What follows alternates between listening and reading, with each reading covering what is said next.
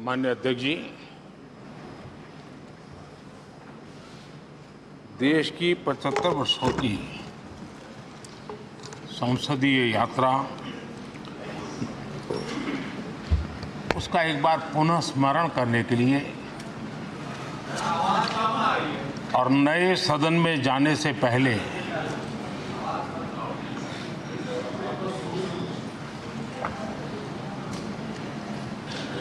उन प्रेरक पलों को,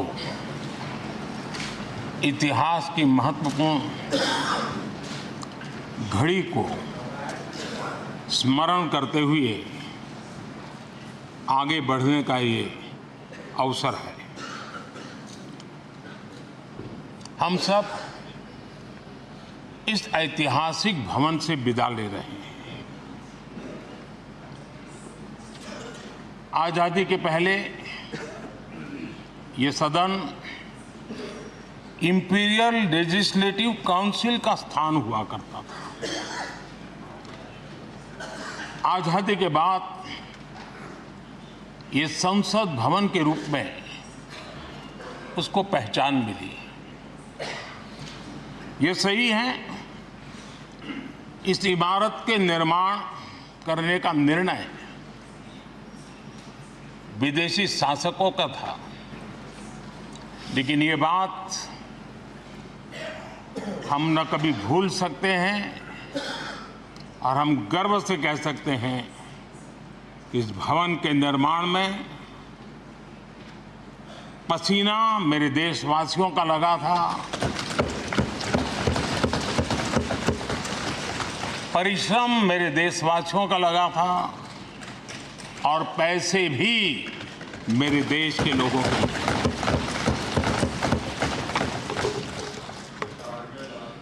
इस 75 वर्ष की हमारी यात्रा ने अनेक लोकतांत्रिक परंपराओं और प्रक्रियाओं का उत्तम से उत्तम सृजन किया है और इस सदन में रहे हुए सबने उसमें सक्रियता से योगदान भी दिया है और साक्षी भाव से उसको देखा भी है।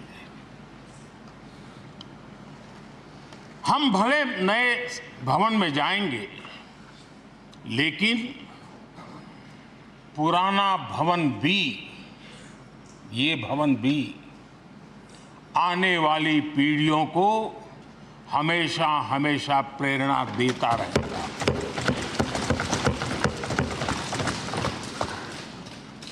ये भारत के लोकतंत्र की स्वर्णिम यात्रा का एक महत्वपूर्ण अध्याय, जो सारी दुनिया को भारत की रगों में लोकतंत्र का सामर्थ्य कैसे है, इसका परिचित कराने का काम इस इमारत से होता रहेगा। आदरणीय अध्यक्ष जी, अमृतकाल की प्रथम प्रभा का प्रकाश राष्ट्र में एक नया विश्वास, नया आत्मविश्वास, नया उमंग, नए सपने, नए संकल्प और राष्ट्र का नया सामर्थ्य उसे भर रहा है। चारों तरफ आज भारतवासियों की उपलब्धि की चर्चा हो रही है और गौरव के साथ हो रही है। ये हमारे 75 साल के संसदीय इतिहास का एक सामूहिक प्रयास का परिणाम है, जिसके कारण विश्व में आज वो गूंज सुनाई दे रही है। आदरणीय अध्यक्ष जी, चंद्रयान 3 की सफलता न सिर्फ पूरा भारत, पूरा देश अभिभूत है और इसमें भारत के सामर्थ्य का एक नया रूप जो आधुनिकता से जुड़ा है, जो विज्ञान से जुड़ा है, जो टेक्नोलॉजी से जुड़ा है, जो हमारे वैज्ञानिकों के सामर्थ्य से जुड़ा है, जो 140 करोड़ देशवासियों के संकल्प की शक्ति से जुड़ा हुआ है, वो देश और दुनिया पर एक नया प्रभाव पैदा करने वाला है। ये सदन और इस सदन के माध्यम से मैं फिर एक बार देश के वैज्ञानिकों और उनके साथियों को कोटि कोटि बधाइयां देता हूं, उनका अभिनंदन करता हूं।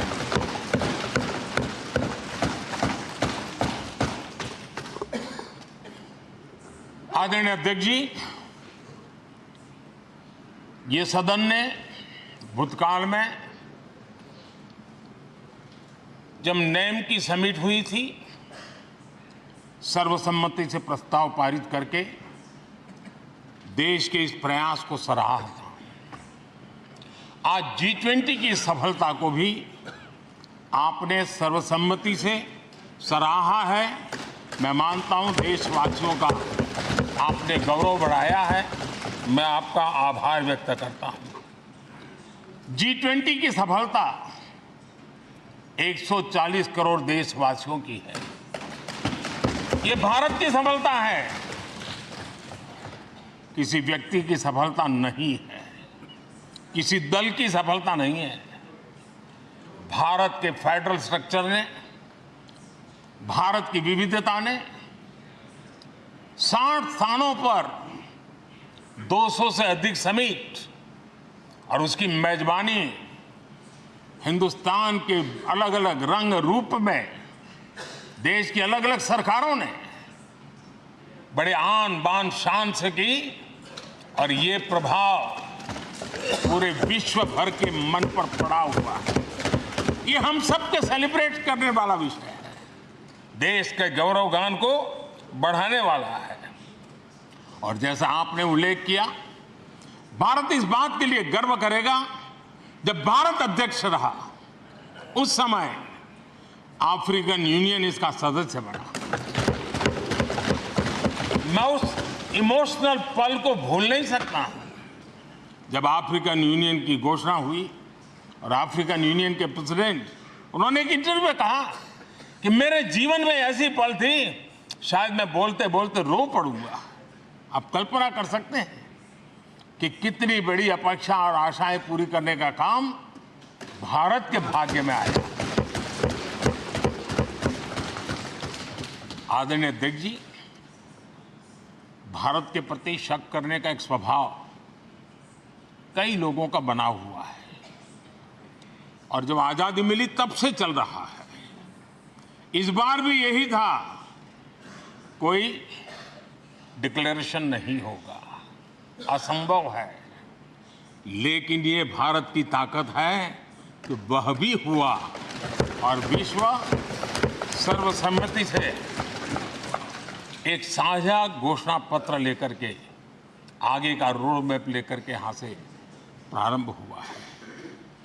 और अध्यक्ष जी, आपके नेतृत्व में, क्योंकि भारत की अध्यक्षता नवंबर के आखिरी दिन तक है, इसलिए अभी हमारे पास जो समय है उसका उपयोग हम करने वाले हैं। और आपकी अध्यक्षता में दुनिया भर के ये जो G20 के सदस्य हैं, P20 पार्लियामेंट के स्पीकर्स की एक समिट, जैसे आपने घोषणा की, सरकार का आपके इस प्रयासों को पूरा समर्थन रहेगा, पूरा सहयोग रहेगा। आदरणीय अध्यक्ष जी, हम सबके लिए गर्व की बात है कि आज भारत विश्व मित्र के रूप में अपनी जगह बना पाया है। पूरा विश्व भारत में अपना मित्र खोज रहा है, पूरा विश्व भारत की मित्रता को अनुभव कर रहा है। और उसका मूल कारण है हमारे जो संस्कार है, वेद से विवेकानंद तक जो हमने पाया है। सबका साथ सबका विकास का मंत्र आज विश्व को हमें साथ लाने में जोड़ रहा है। आदरणीय अध्यक्ष जी, ये सदन से विदाई लेना एक बहुत ही भावुक पल है। परिवार भी अगर पुराना घर छोड़कर के नए घर जाता है तो बहुत सारी यादें कुछ पल के लिए उसको झकझोर देती है। और हम जब ये सदन को छोड़ के जा रहे हैं तो हमारा मन मस्तिष्क भी उन भावनाओं से भरा हुआ है, अनेक यादों से भरा हुआ है।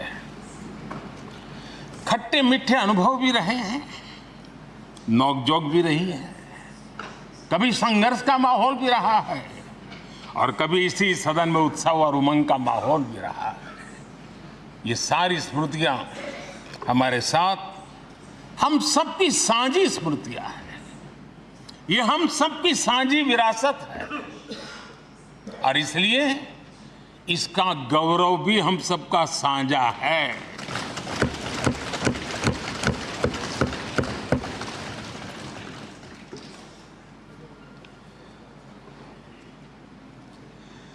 आजाद भारत के नवनिर्माण से जुड़ी हुई अनेक घटनाएं इन 75 वर्ष में यही सदन में आकार लेती हुई हमने देखी है।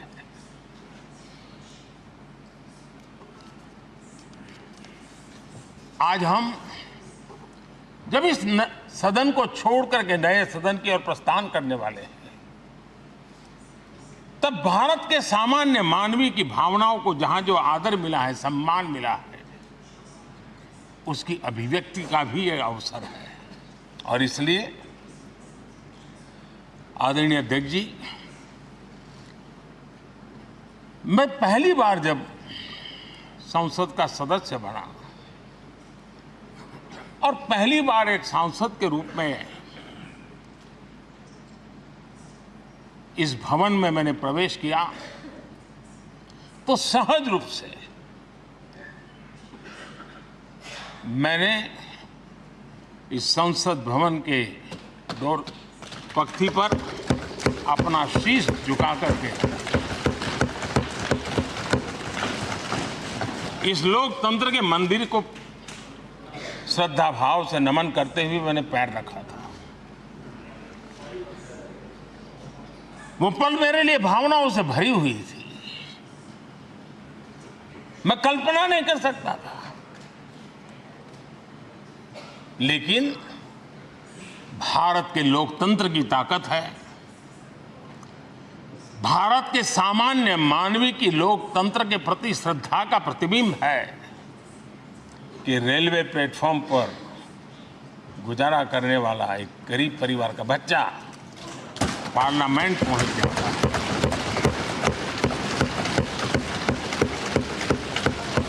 मैंने कभी कल्पना तक नहीं की थी कि देश मुझे इतना सम्मान देगा, इतना आशीर्वाद देगा, इतना प्यार देगा। सोचा नहीं था अध्यक्ष जी। आदरणीय अध्यक्ष जी, हम में से बहुत लोग हैं जो संसद भवन के अंदर जो चीज़ें लिखी गई उसको पढ़ते भी रहते हैं, कभी कभी उसका उल्लेख भी करते हैं। हमारे यहाँ संसद भवन के प्रवेश द्वार पर एक छांदोग्य उपनिषद का एक वाक्य है, लोक द्वारम करके पूरा वाक्य है। उसका मतलब ये होता है कि जनता के लिए दरवाजे खोलिए और देखिए कि कैसे वो अपने अधिकारों को प्राप्त करती है। हमारे ऋषि मुनियों ने ये लिखा हुआ है, हमारे प्रवेश द्वार पर लिखा हुआ है। हम सब और हमारे पहले जो यहाँ रहे हैं वो भी इस सत्यता के साक्षी है। आदरणीय अध्यक्ष जी, समय रहते जैसे जैसे वक्त बदलता गया, ये हमारे सदन की संरचना भी निरंतर बदलती रही है और अधिक समावेशी बनती गई है। समाज के हर वर्ग का प्रतिनिधि विविधताओं से भरा हुआ इस सदन में नजर आता है।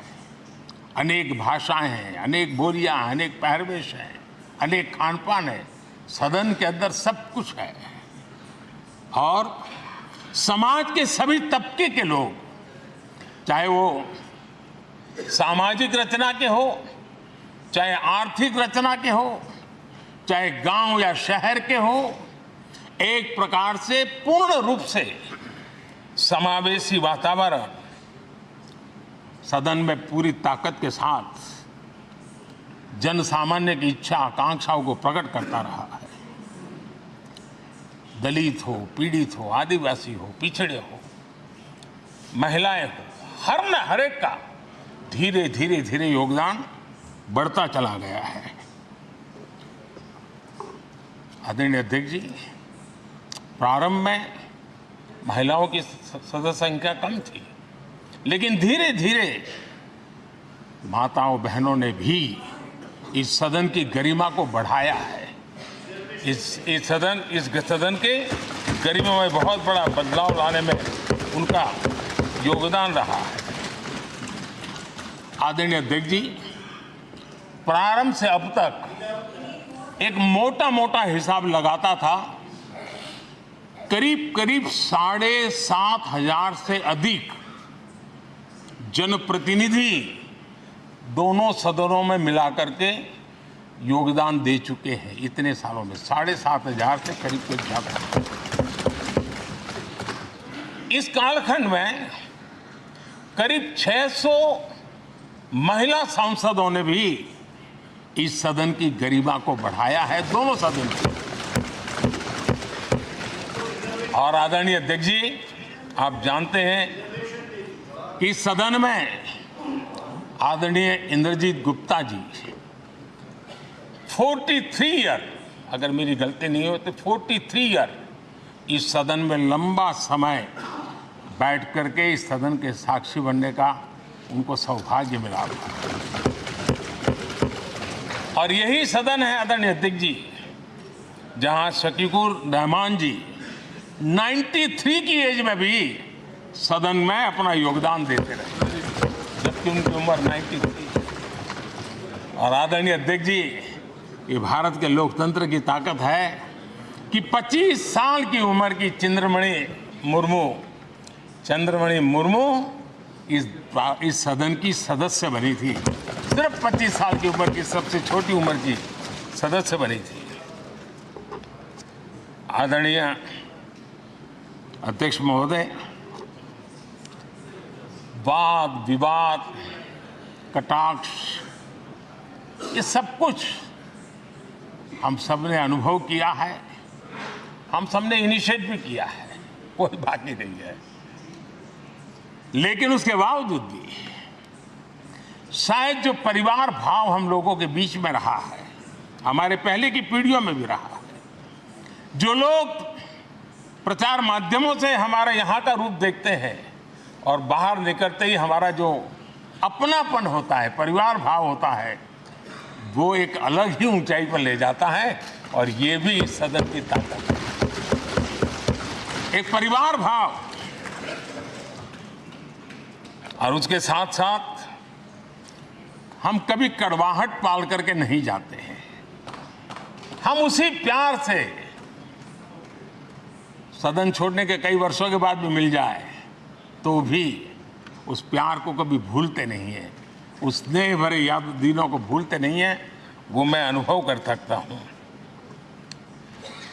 आदरणीय अध्यक्ष जी, हमारे पहले भी और वर्तमान भी हमने कई बार देखा है कि अनेक संकटों के बावजूद भी, अनेक असुविधाओं के बावजूद भी सांसद सदन में आए हैं और उन्होंने शारीरिक पीड़ा भी असह्य हो तो भी सदन में एक सांसद के रूप में, जनप्रतिनिधि के रूप में अपना कर्तव्य निभाया है।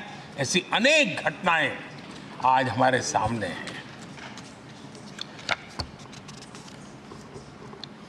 गंभीर गंभीर बीमारियों के बावजूद भी कोई व्हीलचेयर में आना पड़ा,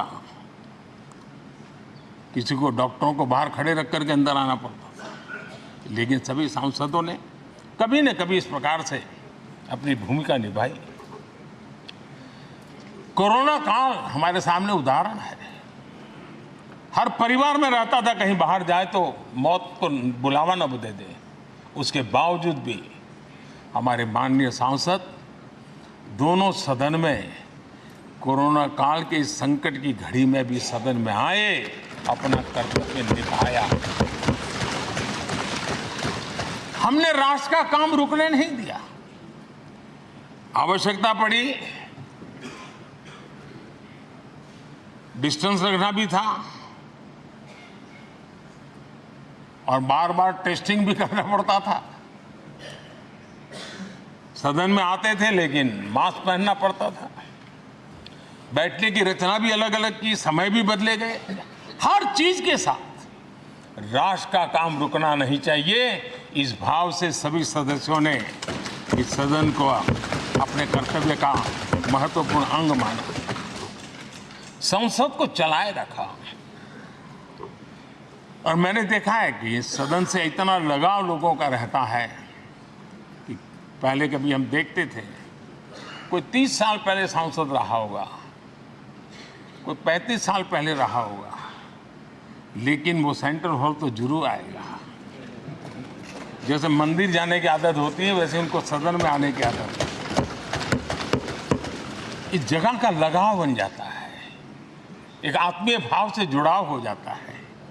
और ऐसे बहुत से पुराने लोग हैं जो आते जाते में मन करता है जरा चलो एक चक्कर काट ले। आज उनका जनप्रतिनिधि के नाते दायित्व नहीं है, लेकिन भूमि के प्रति उनका लगाव हो जाता है। ये सामर्थ्य होता है इस सदन का। आदरणीय अध्यक्ष महोदय, आजादी के बाद बहुत बड़े बड़े विद्वान लोगों ने बहुत आशंकाएं व्यक्त की थी।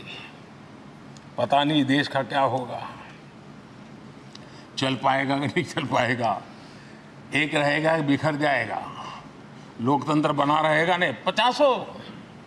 लेकिन इस देश की संसद की ताकत है कि पूरे विश्व को गलत सिद्ध कर दिया और ये राष्ट्र पूरे सामर्थ्य के साथ आगे बढ़ता रहा। और इस विश्वास से कि हम भले आशंकाएं होंगी, घने काले बादल होंगे, लेकिन सफलता प्राप्त करते रहेंगे। और ये हम सब लोगों ने, हमारी पुरानी पीढ़ियों ने मिलकर के इस काम को करके दिखाया है। इसका गौरवगान करने का ये अवसर है। आदरणीय अध्यक्ष जी, इसी भवन में 2 साल 11 महीने तक संविधान सभा की बैठकें हुई और उसने देश के लिए एक मार्गदर्शक जो आज भी हमें चलाता है, हमारे संविधान दिया। और 26 नवंबर 1949 को जो संविधान हमें मिला वो 26 जनवरी 1950 को लागू हुआ। इन 75 वर्षों में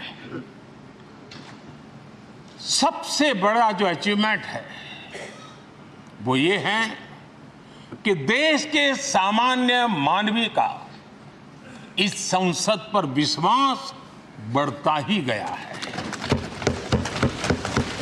और लोकतंत्र की सबसे बड़ी ताकत यही है कि इस महान संस्था के प्रति, इस महान इंस्टीट्यूशन के प्रति, इस व्यवस्था के प्रति उनका विश्वास अटूट रहे, विश्वास उनका बना रहे। इन 75 वर्षों में हमारी संसद ने जन भावनाओं की अभिव्यक्ति का भवन भी बना दिया। यहाँ जन भावनाओं की पुरजोश अभिव्यक्ति और हम देखते हैं राजेंद्र बाबू से लेकर डॉक्टर कलाम, रामनाथ जी कोविंद और अभी द्रौपदी मुर्मू जी, इन सब के संबोधन का लाभ हमारे सदनों को मिला है, उनका मार्गदर्शन मिला है। आदरणीय अध्यक्ष जी, पंडित नेहरू जी, शास्त्री जी, वहां से लेकर के अटल जी, मनमोहन सिंह जी तक एक बहुत बड़ी श्रृंखला जिसने इस सदन का नेतृत्व किया है और सदन के माध्यम से देश को दिशा दी है, देश को नए रंग रूप में ढालने के लिए उन्होंने परिश्रम किया है, पुरुषार्थ किया है। आज उन सबका गौरवगान करने का भी अवसर है। आदरणीय अध्यक्ष जी, सरदार वल्लभ भाई पटेल, लोहिया जी, चंद्रशेखर जी, आडवाणी जी, न जाने अनगिनत नाम, जिन्होंने हमारे इस सदन को समृद्ध करने में, चर्चाओं को समृद्ध करने के लिए, देश के सामान्य से सामान्य व्यक्ति की आवाज को ताकत देने का काम इस सदन में किया है। विश्व के भी अनेक राष्ट्राध्यक्षों ने हमारे इन सदनों को संबोधित करने का भी अवसर आए हैं और उनकी बातों में भी भारत के लोकतंत्र के प्रति आदर का भाव व्यक्त हुआ है। आदरणीय अध्यक्ष जी, उमंग उत्साह के पल के बीच भी कभी सदन की आंख से आंसू भी बहे। ये सदन दर्द से भर गया जब देश को 3 अपने प्रधानमंत्री उनको अपने कार्यकाल में ही खोने की नौबत आई, नेहरू जी, शास्त्री जी और इंदिरा जी। तब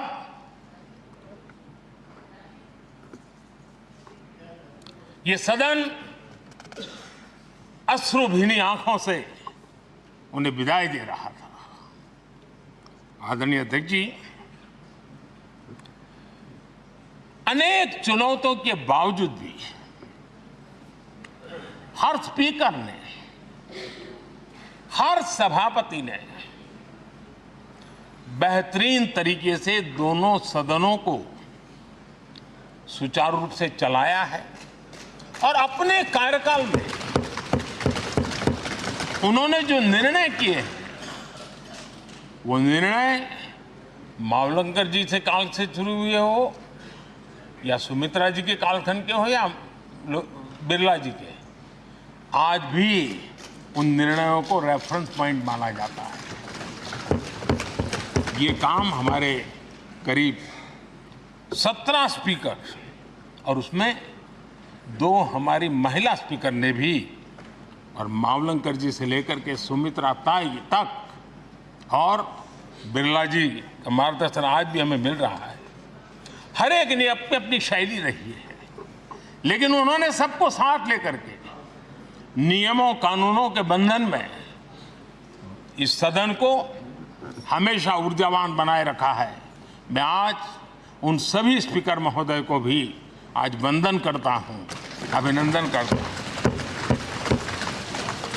आदरणीय अध्यक्ष जी, ये सही है कि हम जनप्रतिनिधि अपनी अपनी भूमिका निभाते हैं, लेकिन सातत्यपूर्ण तरीके से हमारे बीच जो एक टोली बैठती है उनकी भी कई पीढ़ियां बदल गई है। कभी कागज लेके दौड़ के आते हैं, उनका भी योगदान कम नहीं है।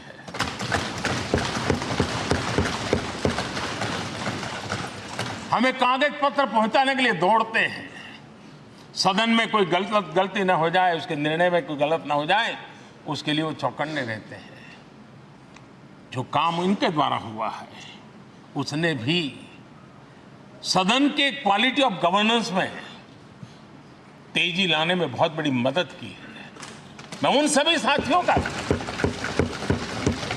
और इनके पूर्व में जो रहे हैं उनका भी हृदय से अभिनंदन करता हूं। इतना ही नहीं, सदन मतलब ये खंड ही नहीं है, इस पूरे परिसर में अनेक लोगों ने, किसी ने हमें चाय पिलाई होगी, किसी ने पानी पिलाया होगा, किसी ने रात रात चली हुई सदन को किसी को भूखा पेट रहने नहीं दिया होगा, कई प्रकार की सेवाएं की होगी। किसी ने माली ने इसके बाहर के एनवायरनमेंट को संभाला होगा, किसी ने इसकी सफाई की होगी। न जाने कितने ही अनगिनत लोग होंगे जिन्होंने हम सब अच्छे ढंग से काम कर सके, और यहां जो काम हो वो काम देश को आगे बढ़ाने के लिए अधिक से अधिक तेजी से हो, उसके लिए जो माहौल बनाना, व्यवस्था बनाना, उसके लिए जिसने योगदान दिया है, मेरी तरफ से भी और इस सदन की तरफ से भी मैं उनका विशेष रूप से नमन करता हूं।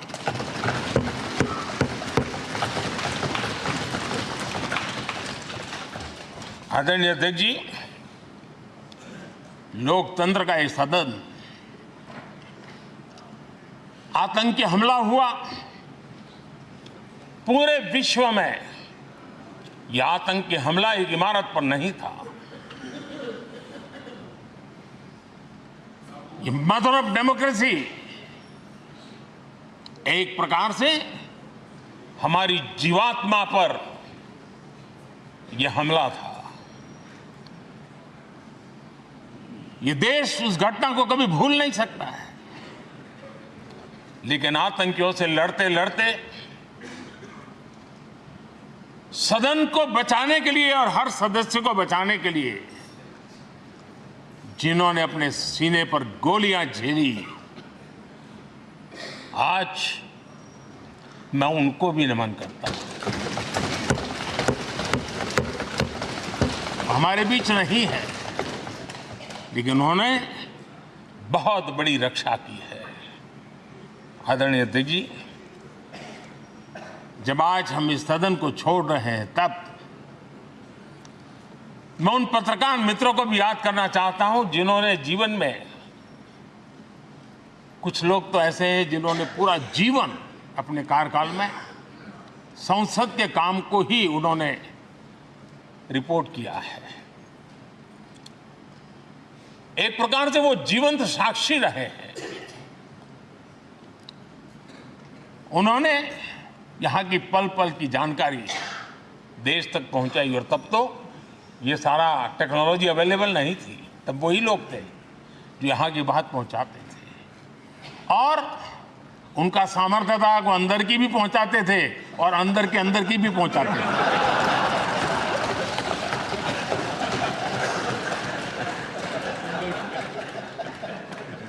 और मैंने देखा कि ऐसे पत्रकारिता जिन्होंने संसद को कवर किया, शायद उनके नाम जाने नहीं जाते होंगे, लेकिन उनके काम को कोई भूल नहीं सकता है। और खबरों को लिए नहीं, भारत की इस विकास यात्रा को संसद भवन से समझने के लिए उन्होंने अपनी शक्ति खपा दी थी। आज भी पुराने जो पत्रकार मित्र मिल जाते हैं और जिन्होंने कभी संसद को कवर किया हो, तो ऐसी अननोन चीजें बताते हैं जो उन्होंने अपनी आंखों से देखी होती है, कान से सुनी होती है, जो अचरज करने वाली होती है। यानी एक प्रकार से जैसी ताकत यहां की दीवारों की रही है, वैसा ही दर्पण उनकी कलम में रहा है, और उस कलम ने देश के अंदर संसद के प्रति, संसद सदस्यों के प्रति एक अहोभाव का भाव जगाया है। मैं आज, कई पत्रकार बंधु होंगे जो रहे नहीं होंगे, लेकिन मेरे लिए जैसा ये सदन छोड़ना भावुक पल है, मैं पक्का मानता हूं इन पत्रकार बंधुओं के लिए भी ये सदन छोड़ना उतना ही भावुक पल होगा, क्योंकि इनका लगाव हमसे भी ज्यादा रहे हैं। कुछ तो पत्रकार ऐसे होंगे जो हम लोगों की टर्म से भी समय उन्होंने काम किया होगा। आज उनके उस महत्वपूर्ण लोकतंत्र की ताकत बनने के लिए, योगदान देने के लिए भी याद करने का अवसर है। आदरणीय अध्यक्ष जी, जब हम सदन के अंदर आते हैं, हमारे यहां नाद ब्रह्म की कल्पना है। हमारे शास्त्रों में माना गया है किसी एक स्थान पर अनेक बार एक ही लय में उच्चारण होता है तो वो तपोस्थली बन जाता है, उसके एक पॉजिटिव वाइब होते हैं। नाद की एक ताकत होती है जो स्थान को सिद्धि स्थान में परिवर्तित कर देती है। मैं मानता हूं ये सदन भी उस 7-7.5 हजार जनप्रतिनिधियों के द्वारा बार बार जो शब्द गूंजे हैं, जो वाणी यहां गूंजी है, उसने इस सदन में हम बैठकर आगे चर्चा करें या ना करें, लेकिन इसकी गूंज इसे तीर्थ क्षेत्र बना देती है।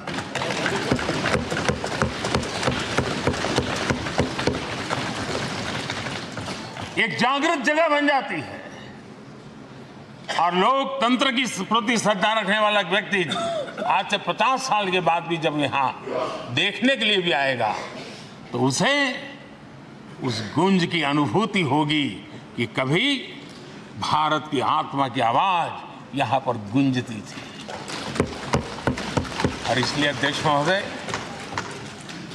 ये वो सदन है जहां कभी भगत सिंह, बटुकेश्वर दत्त, उन्होंने अपनी वीरता सामर्थ्य से अंग्रेज सल्तनत को जगा दिया था बम का धमाका करके।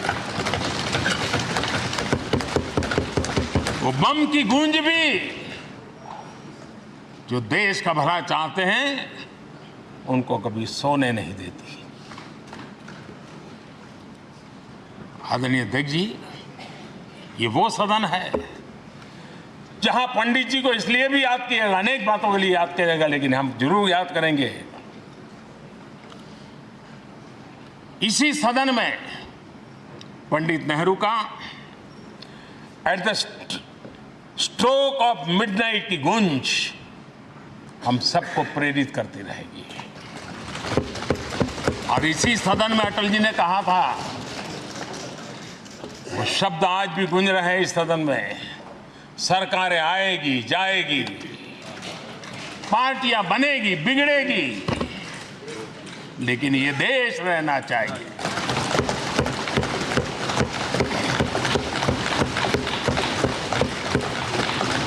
आदरणीय अध्यक्ष जी, पंडित नेहरू की जो प्रारंभिक मंत्री परिषद थी, बाबा साहब आम्बेडकर जी एक मंत्री के रूप में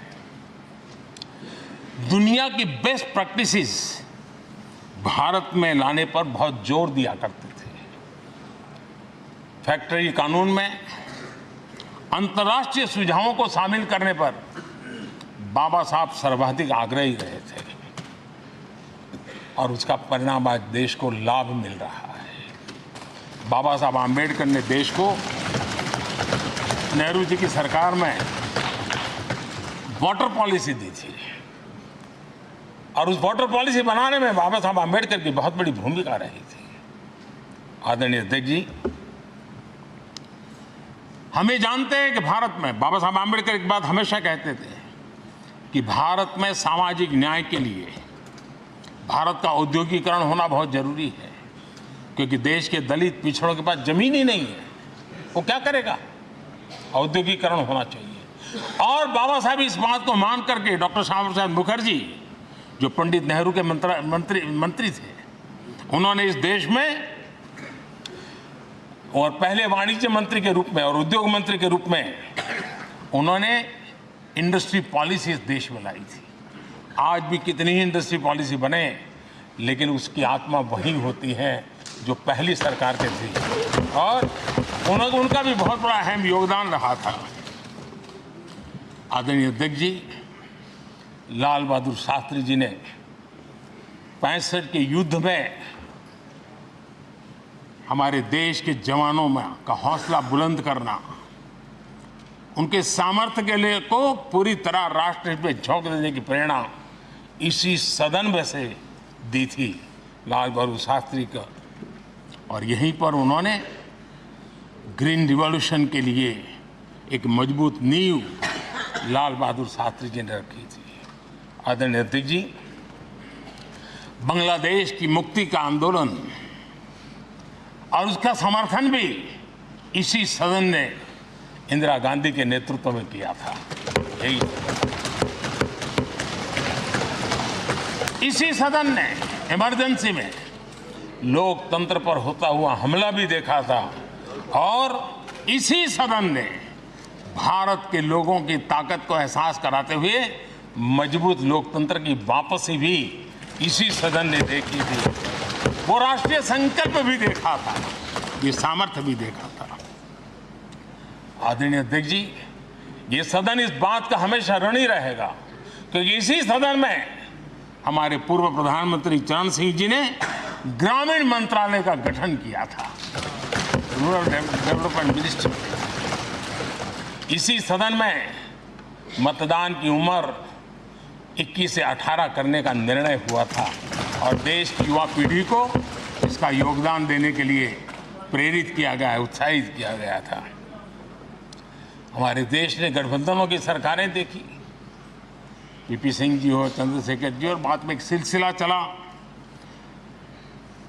लंबे अरसे से एक दिशा में देश जा रहा था, आर्थिक नीतियों के बोझ तले देश दबा हुआ था, लेकिन नरसिम्हा राव की सरकार थी जिन्होंने हिम्मत के साथ पुरानी आर्थिक नीतियों को छोड़ करके नई राह पकड़ने का फैसला किया था, जिसके आज देश को परिणाम मिल रहे हैं। अटल बिहारी वाजपेयी जी का सरकार भी हमने इसी सदन में देखी। सर्व शिक्षा अभियान देश में आज वो महत्वपूर्ण बन गया है।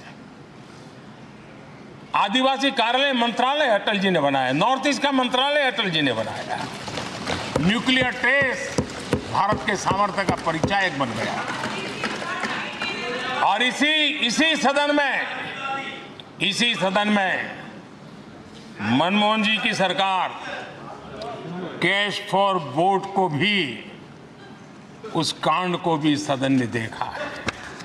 आदरणीय अध्यक्ष जी, सबका साथ सबका विकास का मंत्र, अनेक ऐतिहासिक निर्णय, दशकों से लंबित विषय, उनका स्थायी समाधान भी इसी सदन में हुआ। आर्टिकल 370, ये सदन हमेशा हमेशा गर्व के साथ कहेगा, इस सदन के कारण one nation one tax, GST का निर्णय भी इसी सदन ने किया। One rank one pension, OROP, ये भी इसी सदन ने देखा। गरीबों के लिए 10% आरक्षण कोई विवाद के बिना पहली बार देश में करने में सफल लगे।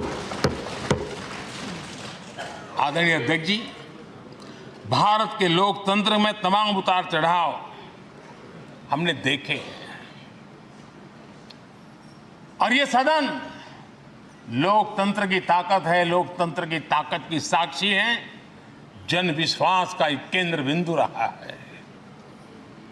इस सदन की विशेषता देखिए और दुनिया के लोगों का आज भी ऐतराज होता है। यह सदन है जिसमें कभी 4 सांसद वाली पार्टी सत्ता में होती थी और 100 सदस्य वाली पार्टी विपक्ष में बैठती थी। ये भी सामर्थ्य इस सदन के लोकतंत्र की ताकत का परिचय कराता है। और यही सदन है जिसमें एक वोट से अटल जी की सरकार गई थी और लोकतंत्र की गरिमा को बढ़ाया था। ये भी इसी सदन में हुआ। आज अनेक छोटी छोटी रीजनल पार्टियों का प्रतिनिधित्व हमारे देश की विविधता को, हमारे देश के एस्पिरेशंस का एक प्रकार से वो आकर्षक केंद्र बिंदु बना है। आदरणीय अध्यक्ष जी, इस देश में 2 प्रधानमंत्री ऐसे रहे, मोरारजी भाई वीपी सिंह। एक प्रकार से कांग्रेस में जीवन खपाया था, लेकिन एंटी कांग्रेस गवर्नमेंट का नेतृत्व कर रहे थे। ये भी इसकी विशेषता थी। और हमारे नरसिम्हा राव जी, वो तो बिस्तरा गोल करके घर जाने की तैयारी कर रहे थे, निवृत्ति की घोषणा कर चुके थे। लेकिन यही लोकतंत्र की ताकत देखिए, सदन की ताकत देखिए, वो प्रधानमंत्री के रूप में 5 साल हमारी सेवा कर।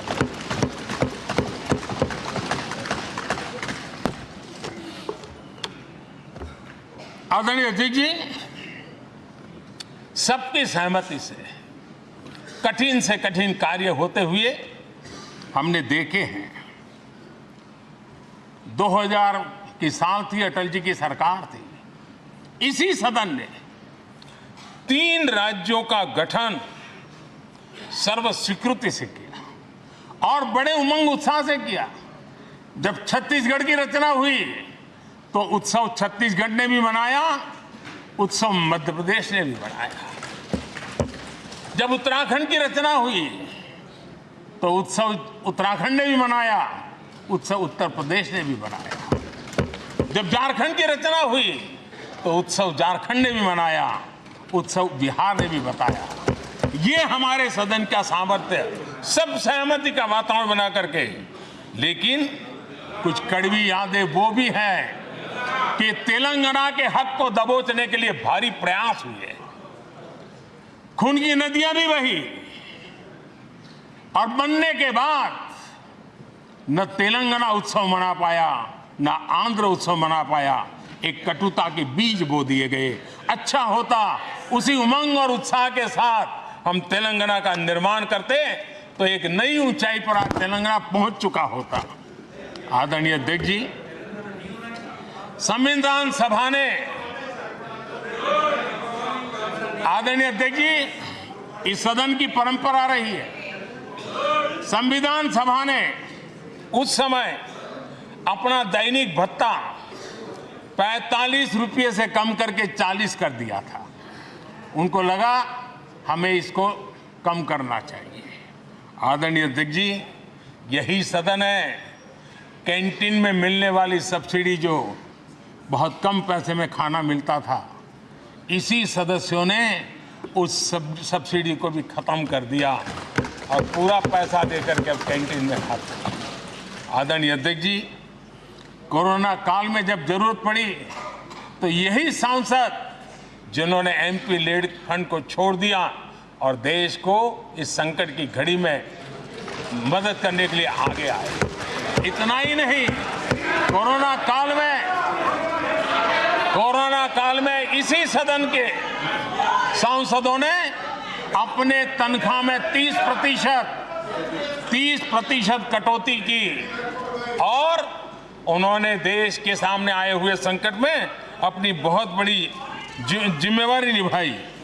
आदरणीय अध्यक्ष जी, हम गर्व से कह सकते हैं, ये सदन में बैठे हुए लोग भी कह सकते हैं, हमारे पूर्वज जो सदन में बैठे थे वो भी कह सकते हैं कि हम ही लोग हैं जिन्होंने हम पर डिसिप्लिन लाने के लिए हमारे यहाँ जनप्रतिनिधित्व कानून में समय समय पर कठोरता बरती। नियम हमने ही लादे, हमने ही तय किया कि नहीं, जनप्रतिनिधि के जीवन में ये नहीं हो सकता। मैं मानता हूं ये जीवंत लोकतंत्र का बहुत बड़ा उदाहरण है और ये सदन ने दिया है, यही माननीय सांसदों ने दिया है और हमारी पुरानी पीढ़ी के सांसदों ने दिया है। और मैं मानता हूं कि कभी कभी उन चीजों को भी याद करना चाहिए। आदरणीय अध्यक्ष जी, हम जो वर्तमान सांसद हैं उनके लिए तो ये विशेष सौभाग्य का अवसर है। सौभाग्य का अवसर इसलिए है कि हमें इतिहास और भविष्य दोनों की कड़ी बनने का अवसर मिल रहा है।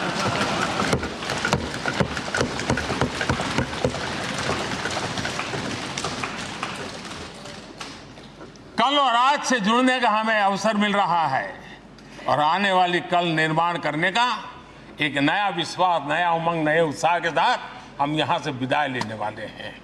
आदरणीय अध्यक्ष महोदय, आज का दिवस सिर्फ और सिर्फ इस सदन के सभी 7,500 जनप्रतिनिधि रह चुके हैं उनके गौरवगान का पल है। इन दीवारों से हमने जो प्रेरणा पाई है, जो नया विश्वास पाया है, उसको लेकर जाने का है। बहुत सी बातें ऐसी थी जो सदन में हर किसी की ताली की हकदार थी, लेकिन शायद राजनीति उसमें भी आड़े आ रही है। नेहरू जी के योगदान का गौरवगान अगर इस सदन में होता है, कौन सदस्य होगा जिसको ताली बजाने का मन न कर जाए। लेकिन उसके बावजूद भी उसके बावजूद भी देश के लोकतंत्र के लिए बहुत जरूरी है हम सब ने अपने यहाँ सोच लें। आदरणीय अध्यक्ष जी,